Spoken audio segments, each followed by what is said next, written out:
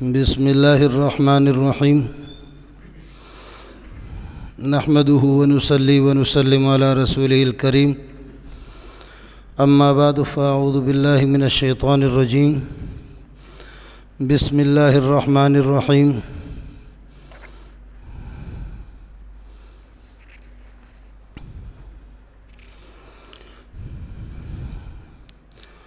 वला तक़्तुलू औलादकुम खश्यत इमलाक़ नहनु नरज़ुक़ुहुम व इय्याकुम इन्न क़त्लहुम कान ख़ितअन कबीरा वला तक़रबु ज़िना इन्नहु कान फ़ाहिशतन व साअ सबीला वला तक़्तुलु नफ़्स अल्लती हर्रमल्लाहु इल्ला बिलहक़्क़ वमन क़ुतिल मज़लूमन फ़क़द जअलना लिवलिय्यिहि सुल्तानन फ़ला युस्रिफ़ फ़िल क़त्ल इन्नहु कान मंसूरा वला तक़रबू मालल यतीम इल्ला बिल्लती हिय अहसनु हत्ता यबलुग़ अशुद्दह वअऊफ़ू बिल-अहद इन्नल अहद कान मसऊला। अल्लाहुम्मा सल्लि अला मुहम्मद व अला आलि मुहम्मद कमा सल्लैता अला इब्राहीम व अला आलि इब्राहीम इन्नका हमीदुम मजीद। अल्लाहुम्मा बारिक अला मुहम्मद व अला आलि मुहम्मद कमा बारकता अला इब्राहीम व अला आलि इब्राहीम इन्नका हमीदुम मजीद। पिछले जुम्मे में सूद और रिबा और सूद की तबाहकारियाँ और सूद की नहूसत और मुल्क और कौम और मुआशरों को तबाह करने में उसका असर, और आज ये जो आयतें आपके सामने तिलावत की गई है इनमें ज़िना की नहूसत और ज़िना के तबाहकारियों का बयान है। हर गुनाह का असर अपना एक अलग असर है। जैसे आप देखें कि जो 12 बोर की छोटी छोटी गोलियां होती हैं उनका असर अलग है, कलाशिंकोव की गोली का असर अलग है, G3 की गोली का असर अलग है। सूद की नहूसत और उसकी तबाहकारी और उस पर अल्लाह ताला का गज़ब, उसकी नौयत अलग है, वो भी अल्लाह की निगाह में नापसंदीदा है। नमाज को तर्क कर देना ये भी नापसंदीदा है। शिर्क करना सबसे बड़ा गुनाह है, लेकिन ज़िना ये भी कबायर में से है, कबीरा गुनाह है। इस पर भी अल्लाह ताला की तरफ से सख्त वईदें आखिरत के लिहाज से और दुनवी एतबार से और दुनिया और मुआशरों को तबाह करने के लिहाज से इस पर सख्त वईदें हैं। सूद वाला आदमी सूद ले कर के और रिबा ले कर के अपना मुंह काला करता है। जैसे कि हदीस मैंने आपसे अर्ज़ किया था पिछले हफ्ते को कि सूद की 70 नहूसतों में से अदना नहूसत ये है, जो आदमी सूद खोर है, सूद खाता है, वो गोया कि अपनी माँ के साथ अपना मुंह काला करता है और बदकारी करता है अपनी माँ के साथ। अब इसमें तावील करने की कोई ज़रूरत नहीं है। मौलवी साहब क्या तावील करेगा, बात साफ सी है कि जो सूद खोर है वो इस तरीक़े पर होगा। और जैसे कि कोई आदमी अपने माँ के साथ अपना मुंह काला करे, जिस तरह खुदा की लानत और फटकार उस पर है, सूद खोर पर इसी तरह है। फिर कातिल जब किसी को कत्ल करता है वो अपना मुंह काला करता है। जो मकतूल मज़लूम तरीके से उसके हाथ से मारा जाता है, मकतूल के लिए तो जन्नत है, लेकिन कातिल का मुंह काला हो गया, कातिल का मुंह काला हो जाता है, उसने गुनाह कबीरा का इर्तिकाब किया। और 5वें पारे में फरमाया कि वमन यक़्तुल मोमिनन मुतअम्मिदन फ़जज़ाउ जहन्नम खालिदन फ़िहा, जो किसी मोमिन को नाजायज़ कत्ल करता है, नाजायज़ कत्ल करता है तो हमेशा जहन्नम में रहेगा। नाजायज़ कत्ल करने का मतलब ये है कि 3 तरीक़ों से मोमिन को कत्ल करने की इजाज़त है। एक ये है कि मोमिन जब मुर्तद होता है, मुसलमान जब मुर्तद होता है, तो हदीस में आता है कि मम बद्दल दीनहु फ़क़्तुलूहु, जो आदमी अपने दीन इस्लाम को छोड़े, अगर कोई काफिर वो मुसलमान न बने कोई मसला नहीं है, अपने कुफर में रहे, अपने कुफर पर अमल करे। यहूदी को यहूदियत पर बरकरार रहने की इजाज़त है, नसारा को नसरानियत पर। इस्लामी हुकूमतों के अंदर वो रहें, उनको कोई छेड़ेगा नहीं, लेकिन बशर्ते कि वो इस्लामी हुकूमतों को और मुसलमानों को न छेड़े। यहूदी को इजाज़त है कि आपके मुल्क पाकिस्तान के अंदर वो अपनी इबादत गाह और कनीसा के अंदर और गिरजाघरों के अंदर नसारा वो इबादत करे अपने बिलों में जैसे चूहा छुप करके, लेकिन खुले आम उनको यहूदियत और नसरानियत की प्रचार और तबलीग करने की इजाज़त नहीं होगी। इजाज़त है उनको, आपको टैक्स देंगे, जो आम ताजिरों पर जो टैक्स होता है उन पर भी टैक्स एक मुकर्रर होगा, बाकी उनको तहफ़्फ़ुज़ फराहम किया जाएगा। यहूदी वाजिबुल कत्ल नहीं है अगर वो अपने दीन पर रहता है और इस्लाम को छेड़ता नहीं है। नसरानी वाजिबुल कत्ल नहीं है, हिंदू वाजिबुल कत्ल नहीं है, वो अपने दीन पर इस्लामी मुल्कों में रहते हुए भी अमल कर सकते हैं, लेकिन उनको प्रचार करने की इजाज़त नहीं होगी। इस्लामी हुकूमत के अंदर सिर्फ इस्लाम की दावत और तबलीग की इजाज़त होगी। यहूदियत और हिंदू बुद्ध मत किसी भी मज़हब की इजाज़त नहीं होगी, बाकी वो वाजिबुल कत्ल नहीं है। लेकिन एक आदमी मुसलमान बन करके, मुसलमान बनने के बाद फिर इस्लाम को छोड़ता है तो वाजिबुल कत्ल है।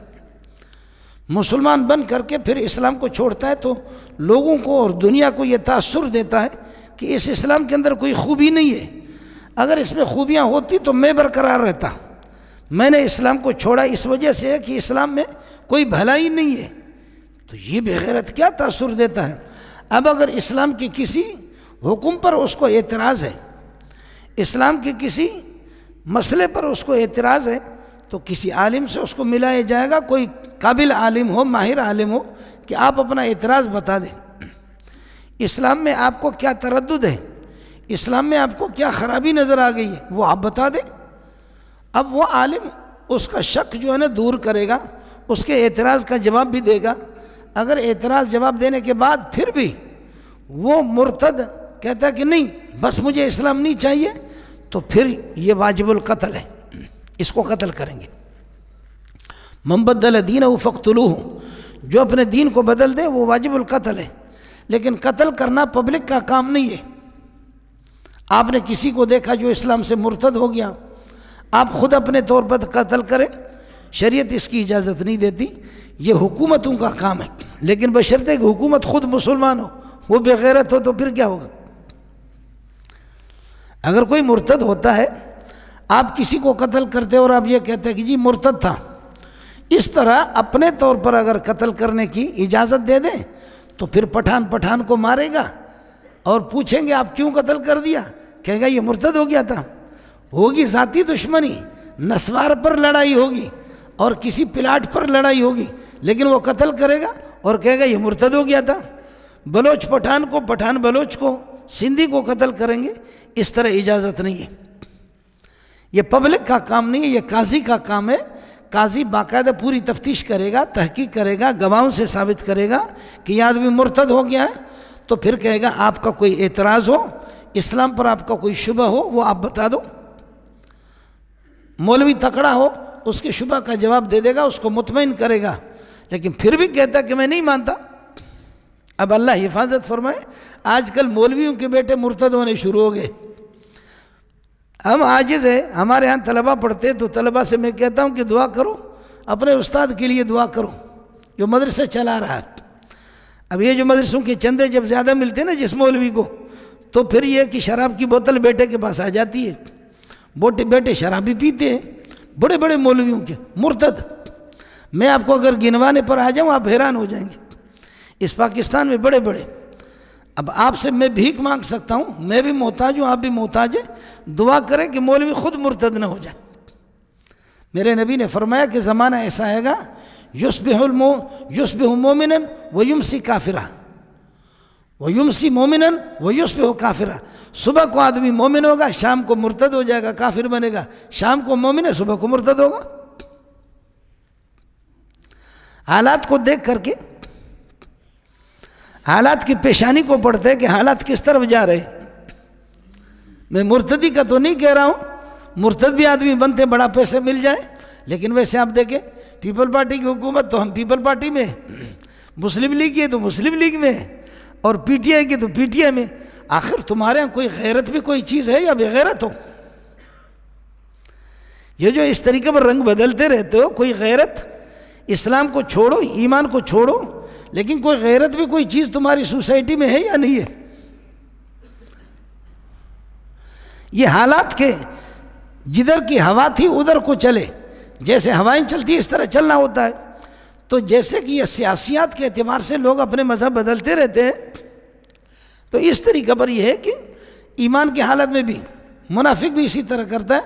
वमिन अन्नास मन याबुदुल्लाह अला हर्फ, बाद लोग ऐसे किनारे पर लगे हुए ऐसे, नाम इस्लाम का फ़ैन असाबु खैरुन इत्मान भी, अगर उसको माल मिलता है तो कहते हैं ठीक, ये इस्लाम बहुत अच्छा है। वही नसाबत फितनतुन, और अगर उस पर आजमाइश आती है तो इनकलब अला वजी, मुर्तद हो जाता है। खसीरत दुनिया वल आखिरह, दुनिया और आखिरत उसके दोनों के दोनों तबाह। मैं अर्ज़ कर रहा था कि सूद की तबाहकारी है और कत्ल की, कत्ल आदमी कत्ल करता है, कातिल जहन्नम में जाएगा, मकतूल आमतौर पर मजलूम, किसी को कत्ल करने की इजाज़त नहीं है।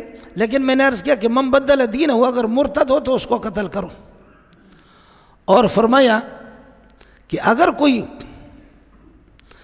किसी को नाहक कत्ल करे तो आसमान भी जुम्बिश में आता है, मुर्तद हो जाए उसको भी कत्ल करेंगे, कातिल को भी कत्ल करेंगे।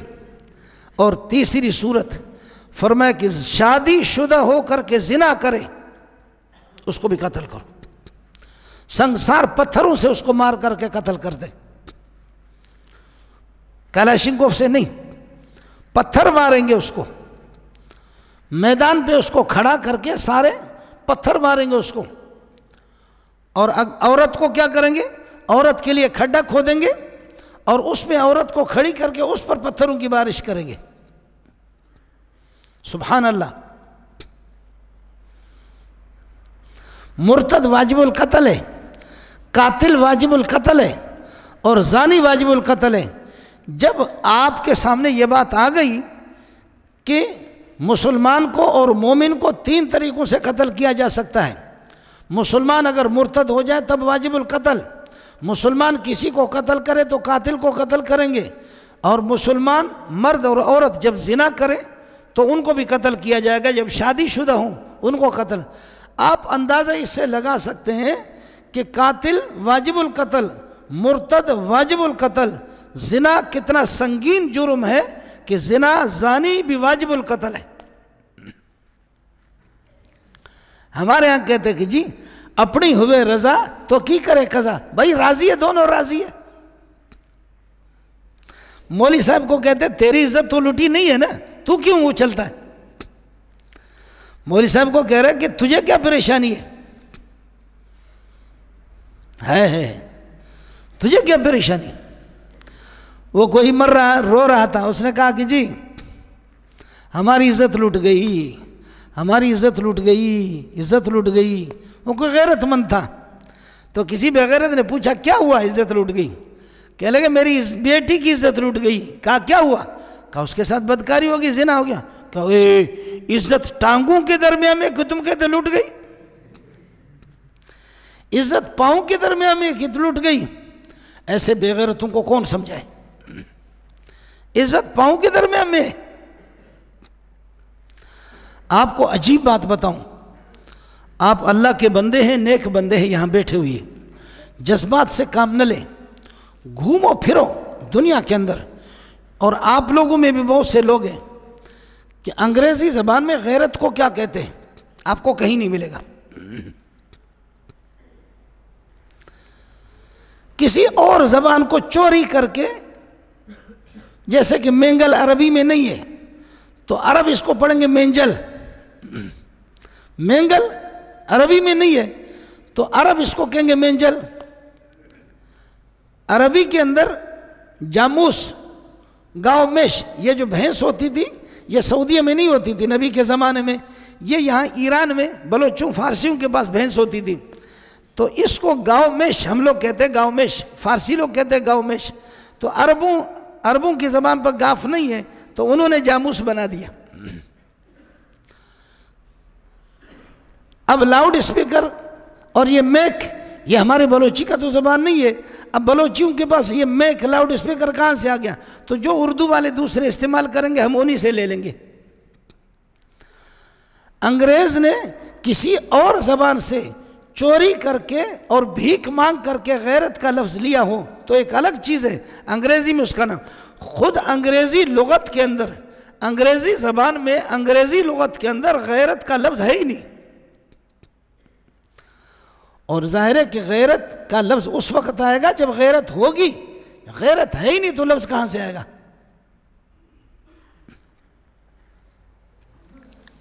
आप हज़रात बात समझ रहे हैं? कबीले हुज़ैल का एक शख्स आया, रसूल पाक सल्लल्लाहु अलैहि वसल्लम के सामने अर्ज़ किया कि या रसूल अल्लाह, मैं ज़िना और बदकारी से बाज नहीं आता, मुझे कोई नुस्खा बता दो। सुभान अल्लाह।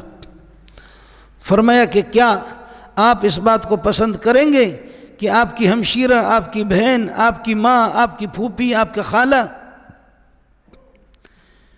इनकी इज़्ज़त को कोई लूटे, बर्दाश्त करेंगे? कहा कि नहीं। फरमाया अल्लाह गैरतमंद है, जिनकी इज़्ज़तें तुम लूटते हो वो भी इसी तरह, उनको भी तकलीफ़ होगी।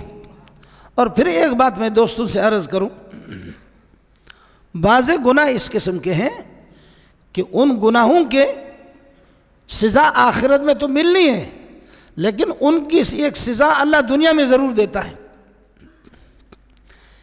एक ये है कि मज़लूम जिस पर जुल्म करे कोई आदमी, आखिरत में जाने की ज़रूरत नहीं, मेरा रब उसे यही सज़ा लेगा। खैर, बाज़े गुनाह इस किस्म के कि उनकी सज़ा आखिरत में तो होगी, लेकिन इस दुनिया में भी आप आंखें बंद करके कसम उठा सकते हैं कि अल्लाह की कसम, अल्लाह उनका बदला इस दुनिया में लेता है। उन गुनाहों में से एक गुनाह ज़िना है।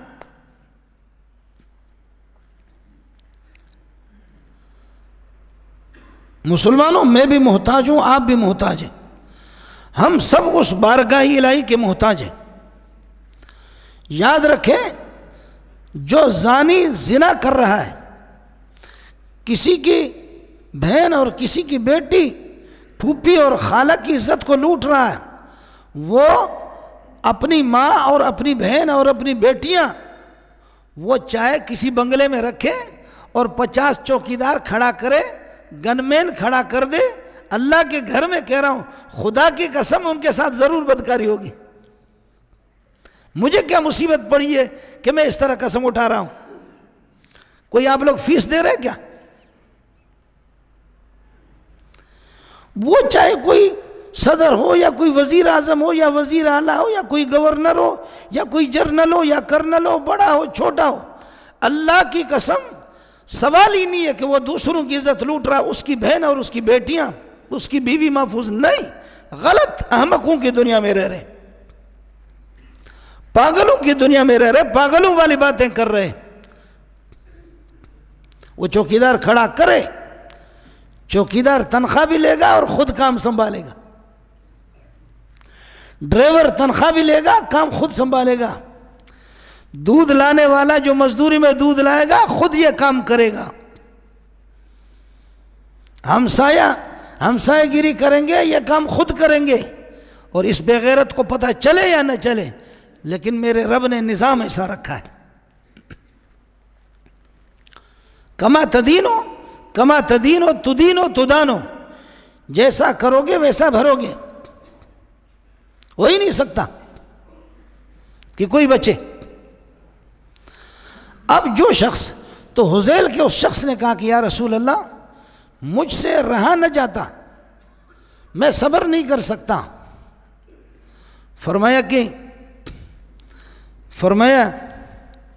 कि फिर तैयार हो जाओ, तुम्हारी माँ और बहन और बेटियां उनकी इज्जत लूट जाएंगी।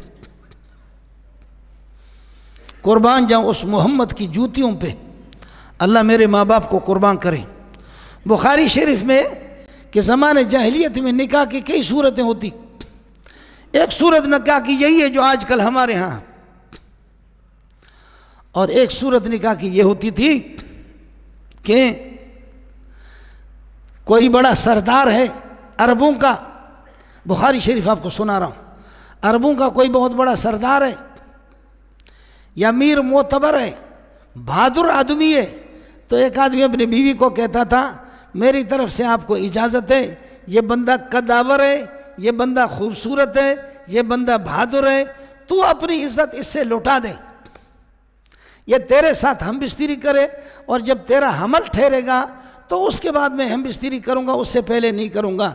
ये इसलिए ताकि ये जो संडा मंडा है ना, इसका नुत्फा तेरे पेट में जाएगा, तो बच्चा जो पैदा होगा वो भी कद्दावर होगा, खूबसूरत होगा, मोतबर होगा, बहादुर होगा।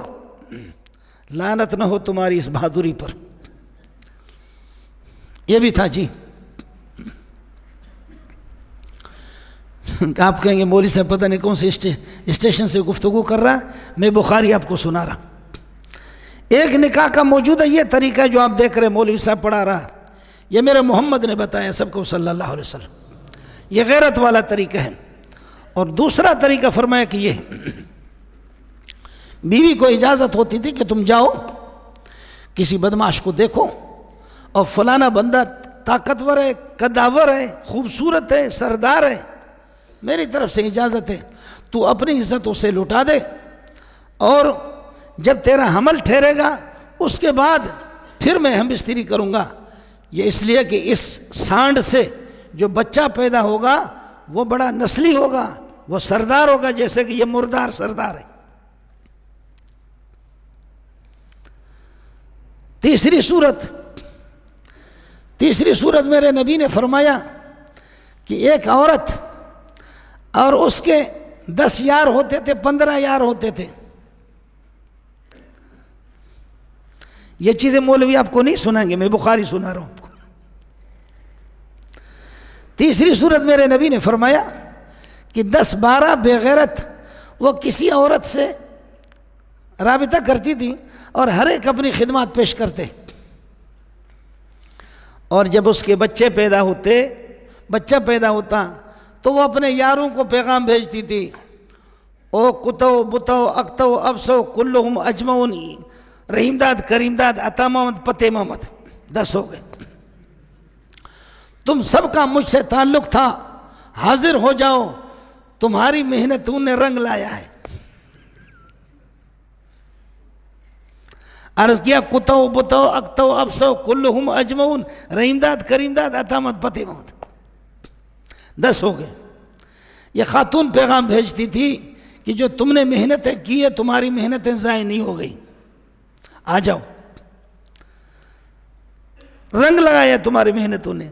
वो 10 के 10 आ जाते, खातून बिस्तरे में पड़ी हुई है, बच्चा उहाँ उहाँ कर रहा है, और वो देखती है द यवा द दुआ द दरे द सलूर द पिंज़ द इश्पक द उआ, कहती थी ये बच्चा तेरा है। कभी छठे को, कभी 7वें को, कभी दूसरे को, कभी तीसरे को। उस मर्द को गुंजाइश नहीं होती थी कि वो इनकार करे। ये भी अंदाज़ा करो कि ये भी औलाद का एक तरीका है जी। पब्लिक बढ़ रही है, ये भी एक तरीका। 10 यारों में से औरत जिसका भी नाम ले ले। और चौथी सूरत मेरे प्यारे ने फरमाया है अल बगाया अल्लाती यनसिबन रायातिन, वो खिंजीर किस्म के जानी औरतें, वो जानी और बेहया औरतें। ये हदीस रसूल आपको सुना रहा हूँ, और बुखारी शरीफ जिल्द सानी है, किताब निकाह में फरमाया कि उनके घरों पर झंडा लगा हुआ होता था, पहले आइए पहले पाइए, जो भी आए सलाह आम है यारान नुक्तदान के लिए, किसी से कोई महरूम नहीं जाएगा इस दरवाजे से, आ जाओ। जब बच्चा पैदा होता था तो औरत सबको बुलाती थी, और एक पेराटू और क्या फशुनास उस माहिर आदमी को बुलाया जाता। देखो ये है मुजाहिदीन, बड़ा जिहाद किया इन्होंने, ये देखो किसके साथ इस बच्चे को। तो वो जो होता था वो क्या फशुनास, हमारे जैसे सिंधी लोग कहते पेराटू, हम लोग भी पेराटू कहते हैं। तो वो पेराटू या माहिर क्या फशुनास वो देख करके कहता है इधर देखो इधर देखो इधर देखो इधर देखो इधर देखो। उनमें से किसी को देख करके कहता था इस बच्चे की नाक तेरे नाक के साथ मिल रही है, इसकी आंखें तेरे आंखों से मिलती है, इसके पोरे तेरे पोरों से मिल रहे हैं, इसकी उंगलियां तुझसे मिल रही है, मुबारक हो तुझे, ये बच्चा तेरा है।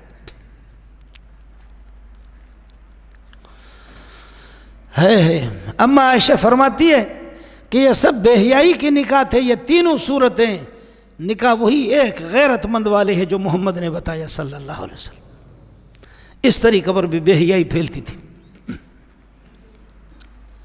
मेरे नबी ने फरमाया, खबरदार, अला ला यस्क़ियन्न अहदुकुम माअहु ज़रअ ग़ैरिही, खबरदार तुम में से कोई अपने नुत्फ़े को किसी की खेती में, अल्लाह का खौफ करो, अपने नुत्फ़े को इस तरह इस्तेमाल न करो। मैं भी मोहताज हूँ और आप भी मोहताज हैं। अर्ज़ ये किया, हदीस में आता कि मा फश ज़िना फ़ी कौमिन इल्ला अहलकहुम, जहाँ ज़िना और बेहयाई फैले वहाँ हलाकत और तबाही, रिज़्क़ में भी तबाही, हुकूमत में तबाही, अवाम में तबाही, हर तरह से तबाही। और अहलकार हुकूमत के जब आला दर्जे के बेगैरत हों तो फिर मुल्क क्यों तबाह नहीं होगा। है पीर साहब जब शराब पी रहा हो तो मुरीदों का क्या होगा, इमाम खतीब साहब जब शराब पी रहा हो तो मुक्तदियों का क्या होगा। यह सिलसिला है जी। मा फशा ज़िना फ़ी कौमिन इल्ला अहलकहुम। लेकिन ज़ाहिर है मुल्क का आला तबका वो अहकाम शरिया का पाबंद नहीं है। मैं भी पाबंद हूँ, आप भी पाबंद हैं, मुझे भी अल्लाह का हुक्म है, आपको भी अल्लाह का हुक्म है। मैं भी गैरत का मोहताज हूँ, आप भी गैरत के तालिब हैं। हर इंसान को गैरत चाहिए। और इस बदकारी से याद रखें, इसका आसान तरीका ये, कुल लिल मोमिनीन यग़ुज़्ज़ू मिन अब्सारिहिम व यहफ़ज़ू फ़ुरूजहुम, जहाँ से गुजरो अपनी निगाह नीचे कर लो। मोमिनीन को चाहिए कि वो अपनी निगाह नीचे कर ले, और अगर निगाह पड़ गई नज़र नीचे करो। इस पर निगाह पड़ गई नज़र नीचे कर लो, कमाल है तेरा, तेरे लिए सवाब है। और निगाह पड़ गई, अचानक निगाह पड़ गई, नीचे कर लिया, फिर दोबारा देख लिया, फिर से बार। मेरे नबी ने फरमाया, फ़इन्न लकल ऊला वालैका सानियतु, पहला तो तुझे सवाब मिलेगा, अचानक निगाह पड़ गई। निगाह डालना अलग है, निगाह का पढ़ना अलग है। निगाह डालना अलग है, निगाह का पड़ जाना अलग है। बाद लोग कहते भाई ऊपर ऊपर नहीं देखो, वो नीचे से देखते, कहते नजरें नीचे करो, तो वो बिल्कुल नाड़े के करीब देखता है हमको, ऊपर ऊपर से न देखो।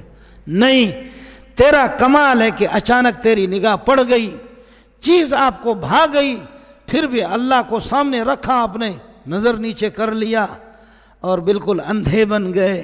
तो वाह वाह, मेरा रब कहेगा शैतान, अचानक इसकी निगाह पड़ गई, शैतान कितना वसवसा डाल रहा है, लेकिन मेरा बंदा उसकी नहीं मार रहा, मेरा मान रहा है, मैं राज़ी हो गया उससे। लेकिन दूसरी मरतबा देख लेना, तीसरी मरतबा देख लेना। और फिर मैं अर्ज़ करा, निगाह का पढ़ना अलग है, निगाह डालना अलग है। निगाह डाल करके देखता है, खबरदार। अजीब बात आपको बताऊं, ये आंखें उठती नहीं है। पहली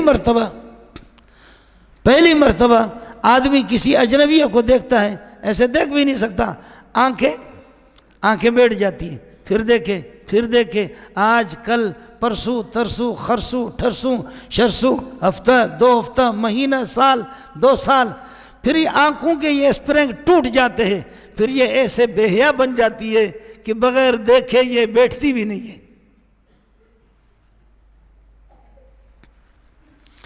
अल्लाह ने इनमें ऐसी गैरत रखी है खुद ब खुद। लेकिन जो मुसलसल है जो मुसलसल देखते हैं। और याद रखूं, अगर किसी की बहन और बेटी को मैं नाजायज़ और बदनिगाही से देखता हूं, तो इसके लिए मैं तैयार हो जाऊं कि मेरी बेटी महफूज नहीं होगी। मैं इसके लिए तैयार हो जाऊं कि मेरी बहन उसको भी बदनिगाही से देखेंगे, और अगर उससे हाथ मिलाएंगे इधर भी होगा, और आगे मुंह काला करेंगे इधर भी होगा। इसलिए एक तो चलते फिरते अपनी निगाहें नीचे कर लें। औरतें उनको बाहर निकलने की इजाज़त नहीं। हाँ, ज़रूरत के तहत सौदा सलफ ख़रीदने वाला कोई नहीं, हमारी माएँ बहनें बेटियाँ जा सकती हैं, इतनी पाबंदी भी नहीं है। अगर कोई नहीं है, आजिज़ किस्म के ख़वातीन पर्दे के तहत जाएं, सौदा सलफ अपना ख़रीद लें, लेकिन जाएं बाहर तो सीधे सादे कपड़ों में जाएं। अंदर शोहर रह रहा है तो शोहर के लिए कभी अपने आप को बनाओ श्रृंगार नहीं करती, लेकिन जब कोई बाहर शादी होती है या बाहर जाना होता है, ऐसे बनाओ श्रृंगार, ऐसे बनाओ श्रृंगार, गोया कि इसका निकाह बाहर किसी से हो रहा है। इसलिए मेरे नबी ने फरमाया, इन्नल मरत इज़ा खरजत इस्तशरफ़ा शैतानो, औरत जब घर से बाहर निकलती है तो शैतान इस्तशरफ़ा शैतान इस तरह उसको देखता है, जो चल मैं देख रहा हूं, तू नहीं लौटेगी घर, तेरे लौटने से पहले कितने निगाहों को तेरे के साथ, उनका भी मुंह काला करूंगा, तेरा भी मुंह काला करूंगा। इसलिए औरतों को बगैर ज़रूरत के बाहर निकलने की इजाज़त भी नहीं। औरतें मस्जिद में नमाज के लिए आ सकती है, लेकिन अब हमारे फुकहा और मुफ्ती हजरात पाबंदी लगाते हैं कि भाई अब फितने का ज़माना है, वरना शरई लिहाज से जैसे देखे मस्जिद नबवी में औरतों के लिए अलग हिस्सा है पर्दे का, मस्जिद हराम में नमाज के लिए अलग। हाँ, तवाफ़ में चूँकि मजबूर है, तवाफ़ में मजबूर है तो वहाँ पर, लेकिन तवाफ़ में जैसे 7 चक्कर तवाफ़ आप ख़त्म करेंगे, उसके बाद सफ़ा की तरफ आप जाएंगे, वहाँ से मरवा की तरफ जाएंगे। यहाँ एक मर्द और एक औरत, ज़माने जाहिलियत में बड़े ख़ानदान के, औरत का नाम नाइला, मर्द का नाम इसाफ, दोनों ने काबतुल्लाह के अंदर अपना मुँह काला किया। अल्लाह ने पत्थर बनाया दोनों को, एक को सफ़ा पे रखा, दूसरे को मरवा पे रखा। वहाँ मौजूद है, यादगार भी मौजूद है कि मुसलमानों, मोमिनों, मर्द और औरत, ख्याल कर लेना जैसे इस जोड़े को अल्लाह ने पत्थर बनाया, इस तरह काबतुल्लाह के अंदर अगर हाथ उठाओगे और बदकारी की तवज्जो करोगे, हो सकता है खुदा तुम्हें खिंजीर और कुत्ता बना दे। कुर्बान जाऊं प्यारे मोहम्मद पर सल्लल्लाहु अलैहि वसल्लम।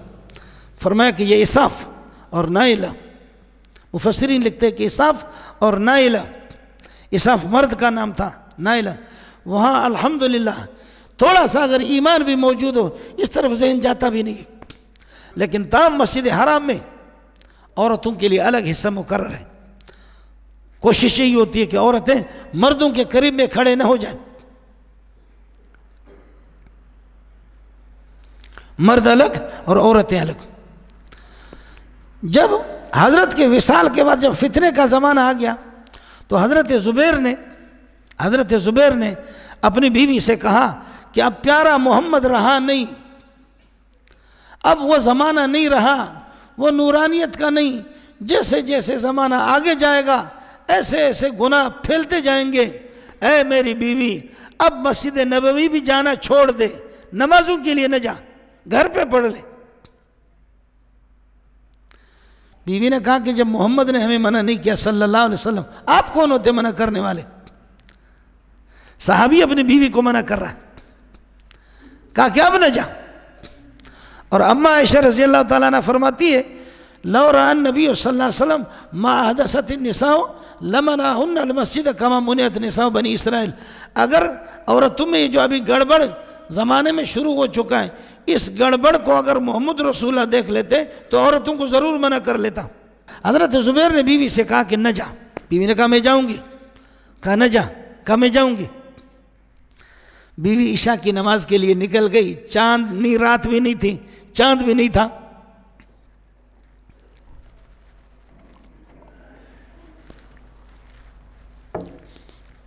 चांद नहीं था, तारीख रात थी। बीवी निकल गई, मस्जिद नबवी जा रही है। हज़रत ज़ुबैर पीछे पीछे निकला, कस करके एक थप्पड़ मारा, दूसरा थप्पड़ मारा उसको, वहाँ से निकल करके भाग गया। बीवी वापस हो गई और जमात रह गई, घर पे नमाज पढ़ ली। दूसरी रात भी घर पे पढ़ रही है, तीसरी रात भी घर पे। हज़रत ज़ुबैर ने फरमाया, खैर तो है आजकल जमात में नहीं जा रही हो? कहा बस हालात ठीक नहीं है। कि क्या हालात ठीक नहीं है? कहा नहीं नहीं जाए, आप तो कह रहे थे कि नबी ने मना नहीं किया है, तो जाए ना। तो अगर औरतें बात न समझे तो इस तरह भी समझा सकता है आदमी। अगर वो न समझे, मैंने हज़रत ज़ुबैर का किस्सा आपको सुनाया रज़ी अल्लाह ताला अन्हु, अगर वो अगर न समझे तो उनको इस तरीके पर भी समझाया जा सकता। औरत हज के लिए अलग सफ़र नहीं कर सकती, सुभान अल्लाह। मैं खुद कई दफ़ा मेरे जहन में आया कि भाई क्यों मना किया है? जहाज़ से यहाँ से उसको जहाज़ में बिठाएंगे और मेरा दूसरा भाई है वहाँ जद्दे में, वो ले लेगा, बहन को ले लेगा और माँ को वसूल करेगा। मौलवी क्यों मना करते हैं? अगर मेरा वीज़ा नहीं बनता, मेरा टिकट नहीं बनता, मुझे गुंजाइश नहीं है, बहन को, बेटी को, भाई को, इसको, माँ को यहाँ से जहाज़ में बिठा देता हूँ और वो यहाँ से जहाज़ जद्दा में कोई वसूल करेगा उसको, बात ही ख़त्म। ये मेरे जहन में कई दफ़ा आया कि ये मौलवी लोग खामखा इनका दिमाग ख़राब हो गया। कहते नहीं औरत को अलग न भेजो। आप बात समझ रहे? इजाज़त नहीं है औरत को, हज के सफ़र भी नहीं कर सकती अलग। क्यों न करे? जाए जहाज़ में, उधर जद्दे में जैसे उतर गई भाईजान वसूल करेगा और ये कि अल्लाह आपका भला करे मेरा मामू माँ को वसूल करेगा, क्या है? ये मसला मेरे साथ खुद पेश आया है। अल्लाह ने मसला मेरा दिमाग ठीक कर दिया।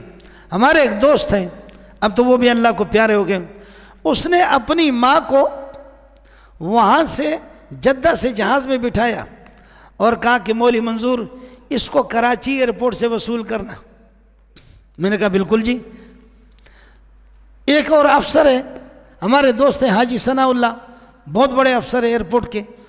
हाजी साहब को भी कहा कि सनाउल्लाह साहब को, सर सनाउल्लाह कि आप भी अम्मा जी को वसूल करेंगे। चुनांचे जब उसकी वालिदा वहाँ से जहाज़ में बैठ गई और यहाँ जब जहाज़ आ गया तो उस दिन धुंध थी, कराची में धुंध, तो जहाज़ यहाँ लैंडिंग न कर सके, जहाज़ चला गया लाहौर। अब वो बलोचन औरत सिवाय बलोची की और अरबी की, चूँकि वहाँ रह चुकी थी, अरबी बोलती थी, तो यहाँ के पठान और बलोचों को अरबी यहाँ के लोगों को कहाँ आती है। अब वो सिवाय अरबी के और सिवाय बलोची के उसको दूसरी ज़बान आती भी नहीं है। वो औरत मातम कर रही है, रो रही है, कराची कराची। लोगों ने कहा ये तो लाहौर है। अब जहाज़ का टाइम इधर हो गया, वो हमें फ़ोन कर रहा है, 1 घंटा ऊपर हो गया। अबे मेरी वालिदा पहुंच गई। हमने कहा भाई वालिदा नहीं पहुंची, तुम बेख्याल हो गए, इधर उधर हो गए, मेरी माँ कहाँ गई? वो उधर एक अच्छा खासा बंदा धाड़े मार करके रो रहा, कहती मेरी बलोचियत तो खाक में मिल गई, मैं खुदकुशी करता हूँ। अब हम लोग अलग मातम कर रहे हैं, हम दोनों अलग मातम। तो सनाउल्लाह ने मालूम किया, चूँकि वो बड़ा अफसर था इसमें पीआई में, तो सनाउल्लाह ने मालूम किया कि जहाज़ यहाँ धुंध रही है, जहाज़ चला गया लाहौर। उसको बताया, वो फिर भी बावर नहीं कर रहा। अब 2 दिन लगा, तीसरे दिन जहाज़ यहाँ आ गया। वो औरत बिल्कुल सकरात पे पहुंची हुई थी, वो तो हमारी माँ थी, एक मुअम्मर खातून। अब वो जब यहाँ पहुंची तो बिल्कुल न उसने खाना खाया न पानी पिया। वो वहाँ तो उनको रखते हैं, जहाज़ की तरफ से इजाज़त है, पीआई की तरफ से इंतज़ाम है पूरा, लेकिन वो खातून जो है ना 2-3 दिन मातम करती रही। है अल्लाह ने इस तरह मसला मौली मंजूर को भी समझाया। अब 2-3 दिन के बाद ये है कि वो खातून आ गई, तो हमने भी कलमा पढ़ा ला इलाहा इल्लल्लाह मुहम्मद रसूलुल्लाह, कि चलो यह है कि जान में जान आ गई। लेकिन मसला अल्लाह ने समझा दिया, मुझे मसला समझाया। अब मसला आपसे भी अर्ज़ कर रहा हूँ, बच्चे आपके बालिग हो जाएं फ़ौरन निकाह कराओ, न रहे बांस न बजे बांसुरी।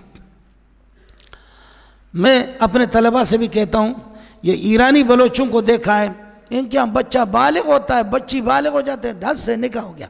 अरबों के यहाँ भी यही है। अब तो अरबों में ये चीज़ नहीं रही, लेकिन ईरान के बाज़ इलाकों में सुन्नियों को देखा है। बाकी वो शीन या आइन है, वो तो बेगैरत है। समझ में नहीं है? शीनो या ऐनो हा, समझ में नहीं है?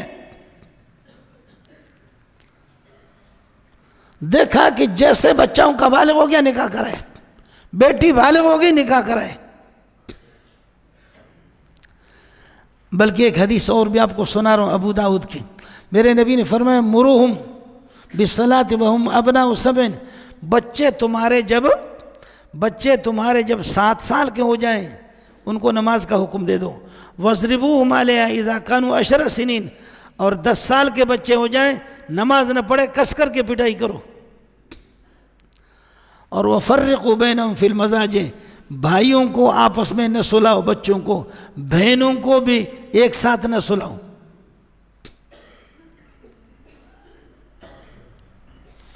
आप उर्दू समझ रहे हैं या मैं बलोची में बता दूं? वफ़र्रिक़ू बैनहुम फ़िल मज़ाजिह, बेटों को आपस में, भाइयों को न सुलाओ, बहनों के साथों को न सुलाओ। है।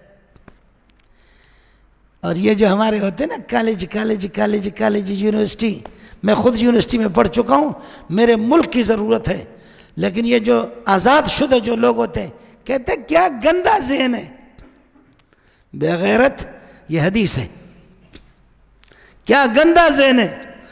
एक अखबार बताओ कि जिसमें कोई बेटी अगवा न हो गई हो, एक अखबार बताओ, वो ज़र्ब, वो अल्लाह का भला करके जंग हो या अमन हो या जसारत हो, या यह है कि अल्लाह का भला करके उम्मत हो, कोई एक अखबार बता दो जिसमें बेहयाई के हमारे किस्से न हो।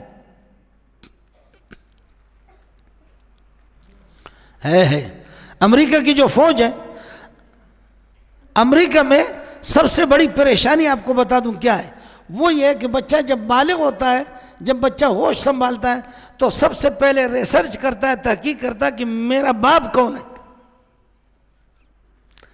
हम तो खुदा का शुक्र अदा करें कि मैं नेक मोहम्मद का बेटा हूँ। इधर हर एक आदमी बताएगा, समझे, अपने बाप भी बताएगा। अमेरिका में बहुत बड़ी परेशानी है, और कोई फौजी अगर मरता है तो उस पर रोने की ज़रूरत नहीं है, इसलिए कि बाबा रोए, उसका कोई पता नहीं, वो तो ट्यूशन पढ़ा करके निकल गया। उसने तो ट्यूशन पढ़ाया, ट्यूशन पढ़ा करके सिंधी में चवंदा धक माणी हड़ी चढ़ियो हले वियो, वो धक हणी वो तो हले वियो, हाणे ख़बर ही कोने की कह रहा है। वहाँ रोने की ज़रूरत नहीं है। और ये आपको अमरीकी रसायल बता रहा हूँ, खुद वहाँ के जरायद, वहाँ के रसायल लिखते हैं कि फ़ौज की बड़ी तादाद 90% वो हरामी और वलदुज़्ज़िना है। अमेरिका की फ़ौज की बात बता, आप बात समझ रहे? और शरीयत कहती है कि हरामी के पीछे नमाज भी ना पढ़ो। जब मुक्तदी समझेंगे कि इमाम साहब हरामी है, मुक्तदियों को जब पता चलेगा कि पीर साहब के अब्बा का पता नहीं है, मुक्तदियों को जब पता चले कि मुर्शिद साहब की नस्ल का कोई पता नहीं है, उसके पीछे क्या नमाज पढ़ेंगे वो। गैरत का सबक हमें मोहम्मद रसूलुल्लाह सल्लल्लाहु अलैहि वसल्लम ने दिया। फरमाया या साद अंत अग़यरुन नास, साद तू मेरा खालाजाद भाई है, तू गैरतमंद है, तेरे गैरत को सलाम पेश करता हूँ, लेकिन अना अग़यरु मिनका, साद मैं तुझसे ज़्यादा गैरतमंद हूँ। वल्लाहु अग़यरु मिन्ना, हमारा रब सबसे बड़ा गैरतमंद है। इसलिए गुजारिश है बच्चे जैसे बालिग हो जाएं उनकी फ़ौरन निकाह कराएं, फ़ौरन निकाह कराएं। कहते हैं जब अपने पाँव पे खड़े हो जाएंगे फिर निकाह कराएंगे, जब अपने पाँव पे, और जब अपने पाँव पे रोज़गार उसके पास आता है तो फिर वो इस तरह, जिन दिनों में उसके पास पैसा आता है तो उन दिनों में तो वो किसी काम का भी नहीं रहा, निढाल हो चुका है। निकाह कराओ, और अगर किसी को नहीं है रोजगार तो आओ मदरसे के दाल खिलाएंगे आपको, समझे। बच्चे पैदा करो, कोई इससे अल्लाह का भला करिए कि डरो नहीं कि कौन रिज़्क़ खिलाएगा, मेरा रब उन्हीं की वजह से आपको खिलाएगा। मुझे एक टेलीविज़न वाले ने मुझसे इम्तिहान लिया इंटरव्यू के, उन्होंने कहा कि क्या होता है ये आबादी हमारी बढ़ रही है, आबादी हमारी बढ़ रही है। मैंने कहा मुझे और तो कुछ पता नहीं है, लेकिन हमारे मदरसों में और मस्जिदों में और तलबा को सबसे ज़्यादा चंदे वो देते हैं जिनके बच्चे ज़्यादा हैं। जिनके बच्चे नहीं वो चंदे नहीं देते। आपकी ये मस्जिद जो बनाई है, ये मस्जिद बनाई है, जो चंदे देने वाले लोग हैं वो लाइन लगी उनके बच्चों की, लाइन लगी हुई है। जी हाँ, हमें चंदे वो देते हैं कि जिनके बच्चे ज़्यादा हों। बंदा कमाता नहीं है, आपके तो सिर्फ हाथ हरकत करते हैं, रिज़्क़ के फैसले आसमान से होते हैं। इसलिए गुजारिश ये है कि बच्चे जैसे बालिग हो जाएं, एक तो ये कि दीनदार बनाएं, तबलीग में भेज दें, उलमा की सोहबत हो, हया का सबक उनको दे दें, और यासीन शरीफ का विर्द, सूरह नूर का विर्द मेरी माएँ बहनें कर लें। इंशाल्लाह हमारी माँ और बहन बेटी को कोई बदनिगाही से नहीं देखेगा। मेरी माँओं को बताओ, मेरी बहनों को बताओ, मेरी बेटियों को बता दो, सूरह नूर की तिलावत फजर की नमाज के बाद करें। अल्लाह की कसम, अल्लाह उन आँखों की बीनाई को सलब करेगा, वो देख नहीं सकेंगे इनको। सुभान अल्लाह। सूरह नूर की तिलावत का अहतमाम करें। और जैसे बालिग हया का सबक दे दो, गैरत का सबक दे दो। बेहयाई के सबक तो हमारे घर में टेलीविज़न मौजूद है, बेहयाई के सबक तो अखबारात मौजूद है, बेहयाई तो टच मोबाइल भी मौजूद है। बेहयाई मुफ्त में हर जगह पहुंच गई है, लेकिन हया के दर्स भी होना चाहिए। हया का दर्स ये है, हया का दर्स भी होना चाहिए। हया का दर्स भी हो कि हम कौन है, कहाँ से आए। हम लोग बहुत इज़्ज़तमंद लोग हैं, हम लोग बहुत गैरतमंद लोग हैं। मुसलमानों, अपने मकाम को पहचान लो, इन बेगैरतों के पीछे न लगो जो हमें बताते हैं कि अल्लाह आपका भला। इतने सिनेमा खुलेंगे तो तुम्हारे मुल्क को तरक्की होगी, तुम्हारी ज़बान को खुदा शल कर दे। सिनेमा खुलेंगे तो मुल्क को फिर तरक्की होगी। सिनेमा के अंदर वहाँ एतिकाफ़ होता है, सिनेमा के अंदर कुरान की तिलावत होती है, सिनेमा के अंदर अल्लाह का बुखारी शरीफ पढ़ाया जाता है, सिनेमा के अंदर नसाई और यह कि जामे तिरमिज़ी पढ़ाया जाता है। सिनेमा में अपने जैसे बेहयाओं की लाइन लगा करके लोगों को दिखाते। अल्लाह ताला हम सबको इस बदकारी से बचाए। सोसाइटी को बचाना है, अल्लाह की गज़ब से बचना है, उसका एक तरीका यही भी है, हया को अपनाएं, गैरत को अपनाएं, शर्म को अपनाएं, प्यारे मोहम्मद के तरीक़ों पर चलें। अल्लाह बेहयाई से हमें बचाएगा। वाखिर दावाना अल्हम्दुलिल्लाह रब्बिल आलमीन। मज़ीद वीडियोज़ के लिए आप हमारे फेसबुक पेज को लाइक करें और साथ ही हमारे यूट्यूब चैनल को भी सब्सक्राइब करें, ताकि किसी भी नागहानी की सूरत में आपको हमारी वीडियोस बर वक्त मिल सके।